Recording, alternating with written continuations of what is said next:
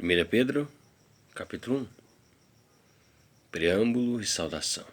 Pedro, apóstolo de Jesus Cristo aos eleitos de Deus, peregrinos dispersos nas regiões do Ponto, Galácia, Capadócia, província da Ásia e na Bitínia. Nota JP 1. A expressão peregrinos é aplicada aos cristãos como pessoas que residem temporariamente na terra. Porém são cidadãos do céu, onde tem assegurado seu lar eterno. 1 Crônicas 29:15, Salmo 39:12, Hebreus 13:14. Pedro dirige sua carta aos crentes, especialmente aos dispersos, cristãos judeus e gentios espalhados por quase toda a Ásia Menor. Muitos desses crentes estavam em Jerusalém no dia de Pentecostes, Atos 2, versículo 9 ao 11. O apóstolo Paulo também anunciou o evangelho em muitas dessas províncias, Atos 16:6, Atos 18:23, Atos 19, versículo 10, versículo 26. Escolhidos em conformidade com a presciência de Deus Pai, pela obra santificadora do Espírito, para a obediência e a aspersão do sangue de Jesus Cristo. Graça e paz vos sejam multiplicadas. Nota JP 2. Pedro demonstra como as três pessoas da Trindade participam do plano de salvação da humanidade. Romanos 8:29. O Espírito Santo é a pessoa que nos chama das trevas em que jaz toda a terra, para a maravilhosa luz e vida eterna em Cristo, segundo a vontade, eleição, escolha de Deus. 1 Coríntios 7:14, 2 Tessalonicenses 2:13. O processo de santificação através do qual o Espírito Santo nos conduz, produz em nosso ser o verdadeiro e sincero arrependimento e uma nova mente espiritual, ensinável e obediente à palavra de Deus e à direção do Espírito. O sangue de Cristo é a purificação e o selo da nova aliança de Deus como seu povo. Números 19:9, Hebreus 9, versículo 11 até o versículo 28, Hebreus 12:24, Êxodo 24, versículo 3 até o versículo 8, Isaías 52:15, Jonas 4:2, João 14:27, João 20:19, Gálatas 1:3, Efésios 1:2. Glória a Deus pela salvação. Bendito seja o Deus e Pai de nosso Senhor Jesus Cristo, porque, de acordo com sua extraordinária misericórdia, nos regenerou para uma viva esperança, por intermédio da ressurreição de Jesus Cristo dentre os mortos. Nota de rodapé 3. A esperança para o cristão sincero não é apenas um desejo ilusório ou uma expectativa idealista, mas a absoluta convicção, fé quanto à ação de Deus em sua vida pessoal e na história. O crente tem o privilégio de ter quantas audiências particulares com Deus desejar a oração e a qualquer momento ser ouvido atentamente pelo Senhor, sem que, com isso, o Criador deixe de administrar todos os demais detalhes do universo. Para os cristãos, o sofrimento é uma prova a essa fé inabalável. O sofrimento é uma prova a essa fé inabalável gravada em seus corações pelo Espírito de Cristo.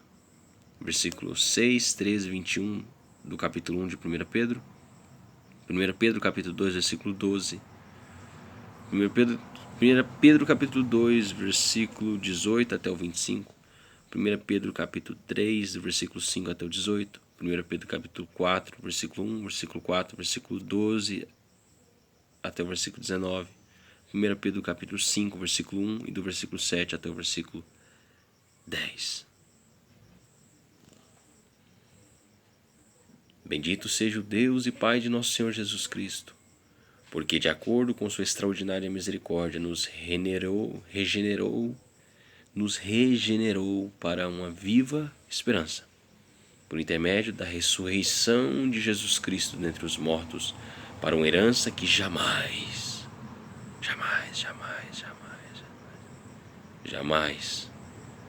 se extinguirá, nem tampouco será desonrada ou perderá seu valor. Herança preservada nos céus para vós, que sois protegidos pelo poder de Deus, por meio da fé até a chegada da salvação prestes a ser plenamente revelada no final dos tempos. Nota JP 4. A salvação tem 3 aspectos: a justificação, quando aceitamos a graça salvadora do sacrifício vicário de Cristo; a santificação, um processo de nos tornarmos mais semelhantes ao nosso Senhor ao longo de nossa caminhada na terra; e, finalmente, a glorificação, um encontro definitivo e eterno com o nosso Salvador e Senhor Jesus Cristo. 2 Timóteo 1,9, Tito 3,5, 1 Coríntios 1,18, Romanos 8, versículo 23, versículo 30, Romanos 13, 11. O verbo grego original aqui utilizado, que significa protegidos ou guardados, usado no tempo passivo, é uma clara constatação do poder de Deus dirigido ao cuidado e à preservação dos santos.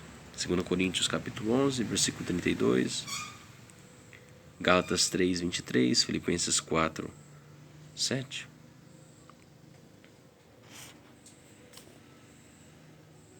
Portanto, nesta verdade exultais, mesmo considerando que agora, e por algum tempo ainda, tenhais de ser afligidos por toda espécie de provação. Assim acontecerá para que a sinceridade da vossa fé seja testada, muito mais preciosa que o ouro, que se corrompe, ainda que refinado pelo fogo, resultando em louvor, glória e honra quando Jesus Cristo for revelado. Pois, mesmo sem tê-lo visto, vós o amais, e ainda que não estejais podendo contemplar seu corpo neste momento, credes em sua pessoa e exultai com indescritível e glorioso júbilo.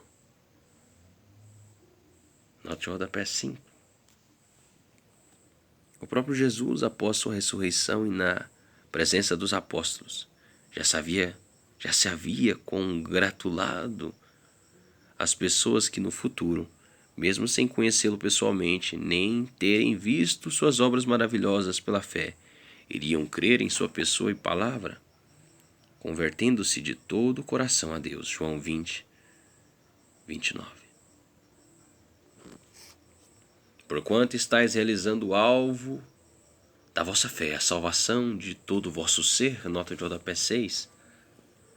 Pedro usa o termo grego original aqui transliterado por psico, que muitas vezes traduz apenas como alma, mas cujo sentido amplo pode ser melhor compreendido pela expressão pessoa, ou seja, todo o nosso ser.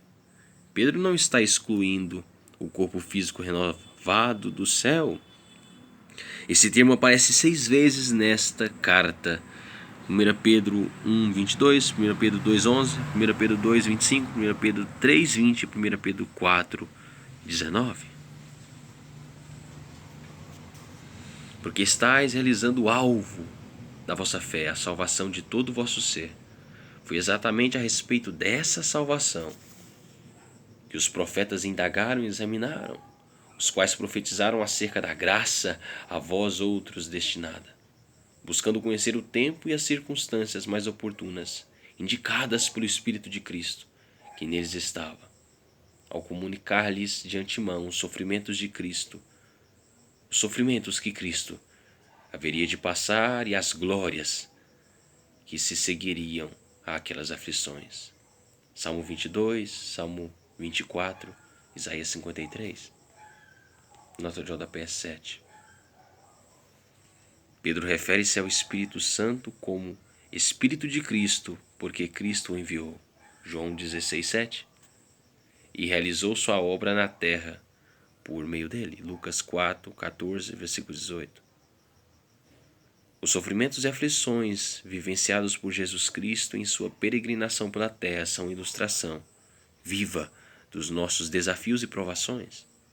Contudo, todos os crentes sinceros ligados à videira, João 15, são beneficiados com a companhia diuturna de Deus e com todas as glórias reservadas a seus filhos, assim como Jesus já vive na glória do Pai.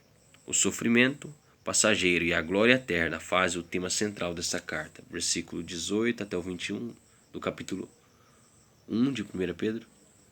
1 Pedro 3, versículo 8, versículo 17 até o versículo 22. 1 Pedro 4, 12 até o versículo 16. 1 Pedro 5, versículo 1, versículo 5, versículo 9, versículo 10. A eles foi predito que estavam ministrando, mas não para si mesmos, mas sim para vós, quando profetizaram as verdades que agora vos foram anunciadas por intermédio daqueles que vos pregaram o Evangelho mediante o Espírito Santo enviado dos céus. Assuntos esses que até os anjos anseiam acompanhar minuciosamente. Note o rodapé 8. Pedro estabelece um paralelo entre os versículos 11 e 12, entre a geração dos profetas do Antigo Testamento e da Igreja do Novo Testamento. O Espírito e a mensagem são os mesmos no Antigo Testamento como promessa e no Novo Testamento como cumprimento. O Evangelho engloba a mensagem profética junto com a realização histórica. Todo esse processo é tão impressionante que Pedro usa a expressão grega original aqui para descrever o sentido de grande ansiedade dos anjos que, conforme o termo original seguinte, perscrutar, agem como alguém que, observando os fatos do alto de uma sacada, encurvam-se para mais atentamente acompanhar o desenrolar dos acontecimentos. Os anjos nos contemplam na expectativa de nossa perseverança e glória na fé em Cristo, diante dos sofrimentos e os desafios de um mundo que se afasta de Deus. 1 Pedro 5, 12. Encorajamento a uma vida santa. Assim sendo, estai com a mente preparada, pronto para agir, alertas, depositai toda a vossa esperança na graça que vos será outorgada na plena revelação de Jesus Cristo. Como filhos da obediência, não permitais que o mundo vos amolde às paixões que tinhais outrora, quando vivieis na ignorância. Nota de rodapé 9. Os cristãos sinceros são filhos do Pai Celestial, adotados na família de Deus, herdeiros, com Cristo o primogênito, de toda a glória eterna e bênçãos celestiais reservadas para o povo do Senhor, de todos os tempos, etnias e culturas, versículo 17 e 23 do capítulo 1 de 1 Pedro. Os cristãos são os únicos que recebem autoridade filial e podem orar. Pai nosso que está nos céus. Mateus capítulo 6, versículo 9, Romanos capítulo 8, versículo 15. Porém, considerando a santidade daquele que vos convocou, tornai-vos da mesma maneira santos em todas as vossas atitudes. Porquanto está escrito, sede santos, porque eu sou santo. Nota de rodapé 10. Deus é santo, quer dizer absolutamente separado de qualquer aparência do mal. Essa característica do divino de pronta aversão à perversidade deve inspirar seus filhos a persistirem em seu processo diário de santificação, afastando-se da impureza e do pecado. Abacuque 1, versículo 13. Ora, se invocais como o Pai aquele que julga imparcialmente as obras de cada pessoa, procedei com sincero temor reverente durante a vossa jornada terrena. Nota de rodapé 11. A expressão grega aqui traduzida por temor reverente tem, de fato, esse sentido de um respeito absoluto a um Pai que é grandioso em amor e poder e, ao mesmo tempo, severo e intransigente quanto ao que é saudável, bom e correto. Provérbios 1, 7. 1 Pedro 8, 13. Deve ser Provérbios também, né? Provérbios 8, 13 e Provérbios 16, 6. Ora, se invocais como o Pai aquele que julga imparcialmente as obras de cada pessoa, procedei com sincero temor, reverente durante a vossa jornada terrena. Porquanto estáis cientes de que não foi mediante valores perecíveis, como a prata e o ouro que fostes comprados, que fostes resgatados do vosso modo de vida vazio e sem sentido, legado por vossos antepassados. Nota de rodapé 12. Nas escrituras o termo resgatar significa livrar alguém da escravidão ou de alguma condenação mediante o pagamento de alta multa ou fiança. Êxodo 21:30 com Êxodo 13:13. No mundo grego, os escravos podiam ser redimidos por fiança ou substituição por outra pessoa com características físicas e intelectuais semelhantes. É assim que Jesus Cristo redime os crentes da condenação da lei, Gálatas 3:13, bem como de toda a maldade que tanto assedia o ser humano em sua jornada sobre a terra, Tito 2:14. Não há moeda ou bem suficiente para o pagamento desse resgate. Somente o sangue do Cordeiro é capaz de substituir nossa condenação à morte, afastamento eterno de Deus, por uma vida sem fim em sua presença. Versículo 19 de 1 Pedro capítulo 1, Efésios 1:7, Apocalipse 5:9, Mateus 20:28, Marcos 10:45, Hebreus 9:15, Gálatas 3:13, Colossenses 1:14, Romanos 3:24. Mas fostes resgatados pelo precioso sangue de Cristo, como de cordeiro sem mácula ou defeito algum. Nota de rodapé 13. Os sacrifícios de sangue oferecidos a Deus no Antigo Testamento constituem-se em prefigurações do sacrifício vicário de Jesus Cristo, o derradeiro e eficaz, única ação legal e libertadora capaz de satisfazer completamente a lei instituída pelo próprio Deus. Portanto, Cristo é o Cordeiro Pascal dos crentes, o Cordeiro Pascal dos crentes. 1 Coríntios 5:7. Ele é o único que tira o pecado do mundo, João 1:29. E não tem nenhuma imperfeição ou mancha, Hebreus 9:14.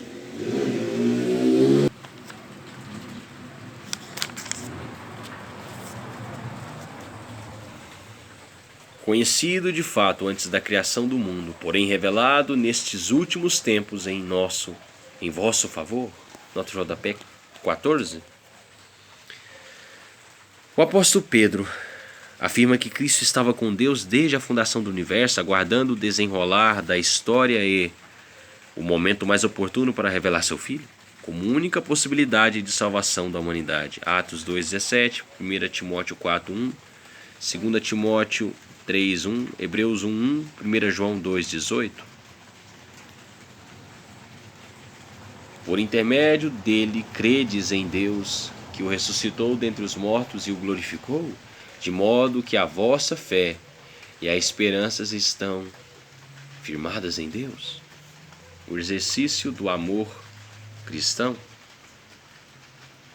Considerando, pois, que tendes a vossa vida purificada pela obediência à verdade, que leva ao amor fraternal não fingido, amai uns aos outros de todo o coração. Nota de rodapé 15. Eco de uma ordem expressa de Jesus, João 13, versículo 34, versículo 35, 1 Tessalonicenses capítulo 4, versículo 9, versículo 10.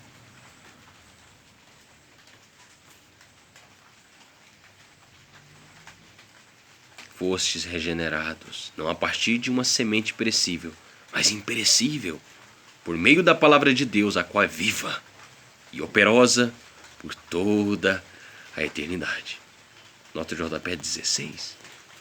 O novo nascimento, a regeneração, é um milagre promovido pelo Espírito Santo de Deus nas vidas das pessoas que recebem com gratidão e sinceridade esse dom de Deus. Tito 3:5, João 1, versículo 13, João 3:5.